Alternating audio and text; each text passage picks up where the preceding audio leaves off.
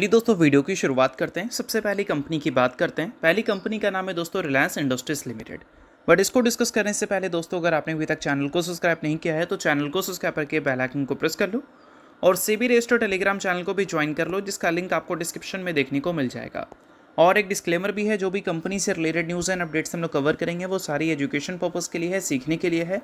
तो इसको किसी भी तरह का इन्वेस्टमेंट एडवाइस मत समझना, आप खुद से भी रिसर्च और एनालिसिस कर सकते हैं।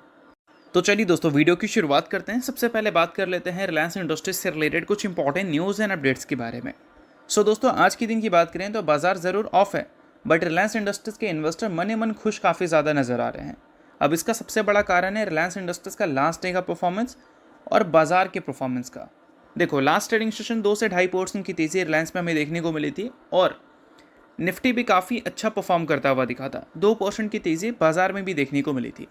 अब निफ्टी में तेज़ी क्यों देखने को मिली थी? क्योंकि निफ्टी फॉलो कर रहा था क्रूड ऑयल को, और crude oil last trading session हमें ज़बरदस्त गिरता हुआ नजर आया था और उससे पहले वाले ट्रेडिंग सेशन में भी निफ्टी क्रूड ऑयल के गिरने की वजह से ही अच्छा परफॉर्म किया था।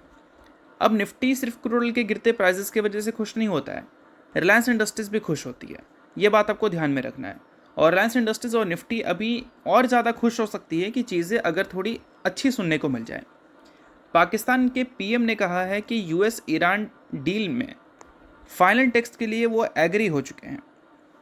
अब यहाँ पर क्या है कि जो एमओयू है उसे बस साइन करना बाकी है, यानी कि नेक्स्ट स्टेप वही रहने वाला है, चीज़ें बस फाइनलाइज करनी है। मतलब फाइनल टेक्स्ट के लिए तो वो एग्री हो चुके हैं, बट अब अगला जो स्टेप है वो फाइनलाइज करने को लेकर है। अगर फाइनलाइज हो जाती है तो जो एमओयू है यानी कि मेमोरेंडम ऑफ एग्रीमेंट अंडरस्टैंडिंग, वो साइन किया जा सकता है। और वो अगर साइन होता है तो यूएस ईरान का जो वॉर है वो ऑफिशियली हमें एंड होता हुआ नज़र आ जाएगा। और वो ऑफिशियली एंड होगा तो क्रूड ऑयल के प्राइसेस में ज़बरदस्त गिरावट हमें देखने को मिलेगी, जिस वजह से बाजार और साथ में रिलायंस इंडस्ट्रीज दोनों काफ़ी ज़्यादा खुश होती हुई नज़र आएगी। सो दोस्तों फिलहाल रिजल्ट का पीरियड चल रहा है और रिजल्ट के पीरियड में हर कोई को अपनी कंपनी के रिजल्ट जानने हैं। तो इसके लिए क्या कर सकते हैं, आप सेबी रजिस्टर्ड रिसर्च एनालिस्ट के टेलीग्राम चैनल को ज्वाइन कर सकते हैं, जहां पर सबसे पहले आपको रिजल्ट्स की अपडेट मिलेंगी।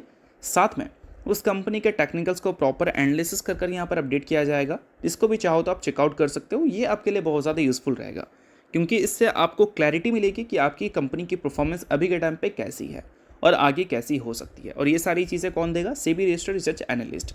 तो इसके लिए आप टेलीग्राम चैनल को ज्वाइन कर सकते हैं। ज्वाइन बिल्कुल फ्री में कर सकते हो। मल्टीपल कंपनी के चार्ट्स आपको दिख जाएंगे, जिसको आप चेकआउट भी कर सकते हो। तो लिंक डिस्क्रिप्शन में है, लिंक के थ्रू जाकर चैनल को ज्वाइन कर लो। और एक खबर तो और देखने को मिल रही है ईरान की तरफ से कि जो डील है वो फाइटिंग को एंड करने को लेकर है और हॉर्मोज की रीओपनिंग को लेकर है। बट ईरान ने जो अपने नेगोशिएशंस रखे थे उसमें एक और पॉइंट भी हाईलाइट किया गया है कि यूएस ने जो ब्लॉकेट कर रखा है ईरान पे, उस ब्लॉकेट को भी हटाया जाए।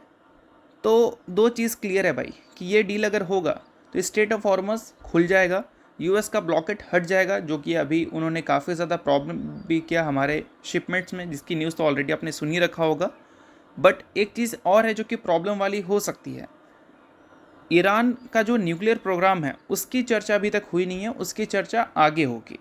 तो अगर इसकी प्रॉब्लम फिर से क्रिएट होगी तो हो सकता है कि आने वाले कल में ये डील में फिर से मसला क्रिएट हो जाए। बट अभी तक के हिसाब से चले तो ये डील होने की पॉसिबिलिटी 80 से 85% है, ये यूएस के ऑफिशियल्स ने भी कह दिया है। अब ये 80 से 85% जल्दी 100% हो जाता है तो बाज़ार इससे बहुत ही ज़्यादा खुश होने वाली है।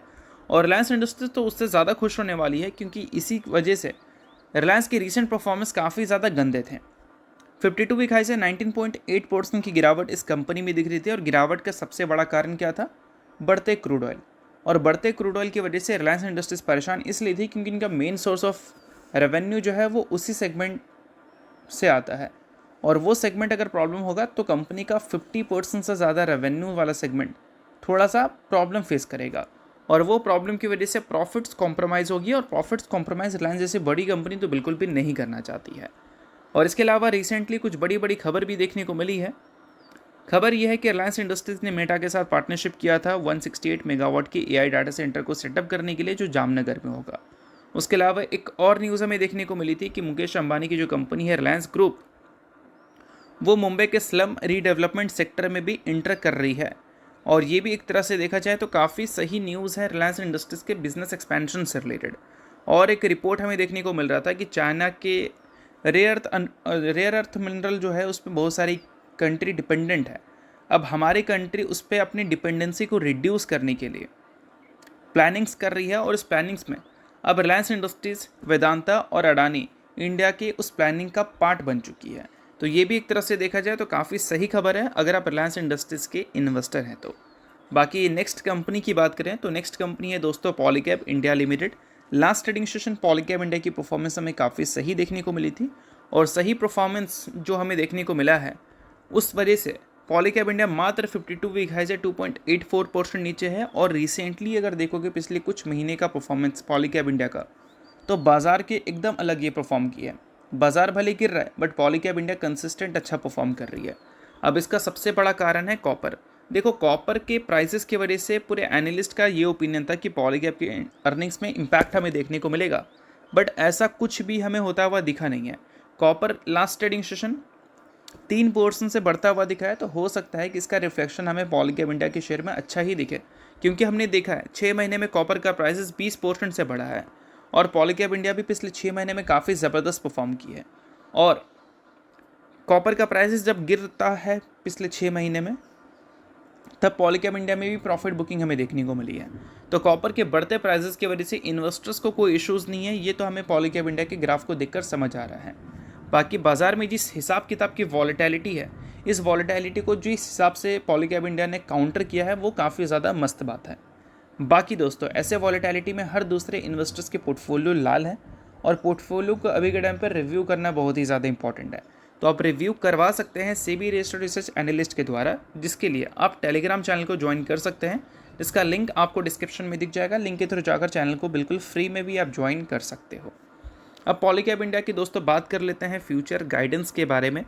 तो अभी हाल ही में पॉलीकैब इंडिया ने अपने 2027 के फाइनेंशियल ईयर को लेकर वॉल्यूम गाइडेंस दिया था, और इसमें उन्होंने बताया था कि एक्सपेक्ट कर रहे हैं हेल्दी डबल डिजिट की volume growth in domestic wire and cable segment for 2027 financial year.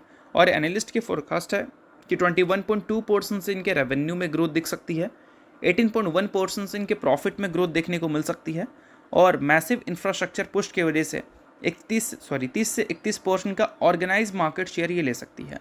Organise market share का मतलब ये है कि अगर एक सेक्टर है जिसमें केबल्स एंड वायर बिकती हैं, तो आपने देखा होगा सिर्फ ब्रांडेड कंपनीज़ के केबल्स एंड वायर नहीं बिकते हैं, जो अनब्रांडेड कंपनीज़ हैं, लोकल प्लेयर्स हैं, उनके भी बिकते हैं। आप ऐसे भी समझ सकते हो, आप एक शू का मार्केट देखो, उसमें क्या आपको सिर्फ बाटा दिखता है, बाटा, रिलैक्सो, नाइकी, एडिडास यही दिखता है? बहुत सारे ऐसे भी नाम हैं जो कि आप सुने भी नहीं होंगे। तो वो होता है अनऑर्गेनाइज मार्केट, और जो ब्रांड्स हैं वो होता है ऑर्गेनाइज मार्केट के पार्ट। तो जो ऑर्गेनाइज मार्केट है उसका 30 से 31% का मार्केट शेयर ये बैक कर रही है फॉर नेक्स्ट फाइनेंशियल ईयर भी, और ये एक तरह से काफ़ी ज़्यादा सही बात होगी अगर ऐसी करती है ये कंपनी तो। बाकी अगले 5 सालों को लेकर कंपनी के जो कैपेक्स गाइडेंस है वो 6,000 करोड़ से लेकर हमें 8,000 करोड़ तक के देखने को मिल सकते हैं, और कैपेसिटी को लेकर कंपनी ने बताया है कि वो इन्वेलप करने वाली है to steel distribution and extra high voltage facilities. तो ये सारी चीज़ों को भी आप ध्यान में रख सकते हो अगर आप पॉलीकैब इंडिया के इन्वेस्टर हो तो। बाकी नेक्स्ट कंपनी की बात करें तो नेक्स्ट कंपनी है दोस्तों टीडी पावर सिस्टम। हाल ही में दोस्तों इस कंपनी ने स्प्लिट की अनाउंसमेंट की थी अपने अर्निंग्स के साथ। अर्निंग्स में कंपनी ने प्रॉफिट काफ़ी सही शो किया था, 36% से प्रॉफिट में ग्रोथ हमें देखने को मिली थी, और 1:2 के रेशो में स्टॉक स्प्लिट की भी अनाउंसमेंट कंपनी ने किया था। तो अगर आप इस कंपनी के एक शेयर को ओन करते हैं तो बदले में 2 इक्विटी शेयर ये कंपनी देगी एज ए स्प्लिट के तौर पर। तो अगर आप इस कंपनी के इन्वेस्टर हो तो इस न्यूज़ को आप नोट कर लो, इन्वेस्टर नहीं हो आप इग्नोर कर सकते हो। न्यूज़ थी इस वजह से मैंने बता दिया, बाकी ये किसी भी तरह का रिकमेंडेशन नहीं है। तो होप करता हूँ ये वीडियो आपको अच्छा लगा होगा। लाइक कीजिए, पहली बार सब्सक्राइब कीजिए। वीडियो के लिए बहुत बहुत शुक्रिया।